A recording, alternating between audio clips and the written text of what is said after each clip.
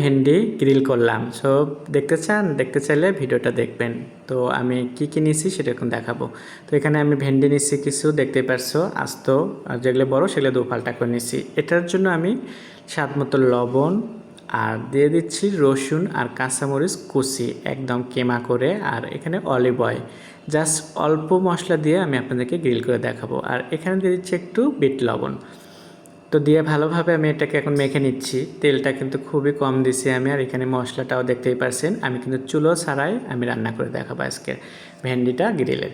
আর সাথে থাকতেছে ইলিশ মাছ। তো যাই হোক, আমি এখানে একটা প্যান নিচ্ছি আর সেটার মধ্যে দিয়ে দিলাম অয়েল পেপার পারে, তার লেগে ধরবে না।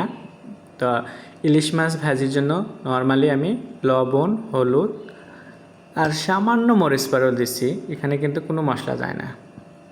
তো এটা তো দেখাইবো আমি ভাজা, তার আগে আমি এটাকে ওভেনে দিয়ে দিচ্ছি 10 মিনিটের জন্য।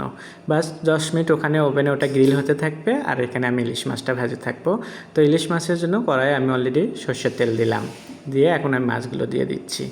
তো একই সাথে ইলিশ মাছ আর হলকার ভেন্ডি গ্রিল খেতে খুবই মজা লাগে। এটা আজকে সব কিছু আমাদের কিন্তু ফ্রাই টাইপের।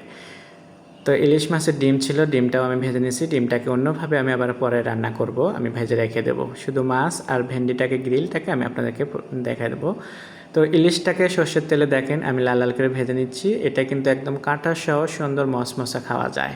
তো কাঁটা বাছার তো ঝামেলা থাকবে না যদি মশমশা করে ভাজেন। আর এখানে কোনোভাবে আদা রসুন বাটা দেবেন না, তাহলে মশলাটা তাড়াতাড়ি পুড়ে যাবে। তো এদিকে মাছ ভাজি হয়ে গেল, আমি ওভেনটা একটু খুলে দেখতেছিলাম। তো ওভেনেও দেখো কত সুন্দরভাবে এটা হয়েছে, জাস্ট একদম সুন্দর একটা ঘ্রাণ এসে গেছে রসুনের পোড়া পোড়া। তো এখন ইলিশ মাছ আর ভেন্ডিটাকে আমি একসাথে করে দেখাচ্ছি, আশা করি আপনাদের ভালো লাগবে। আপনাদের ভালো লাগলে লাইক কমেন্ট শেয়ার করবেন। সবাইকে ধন্যবাদ।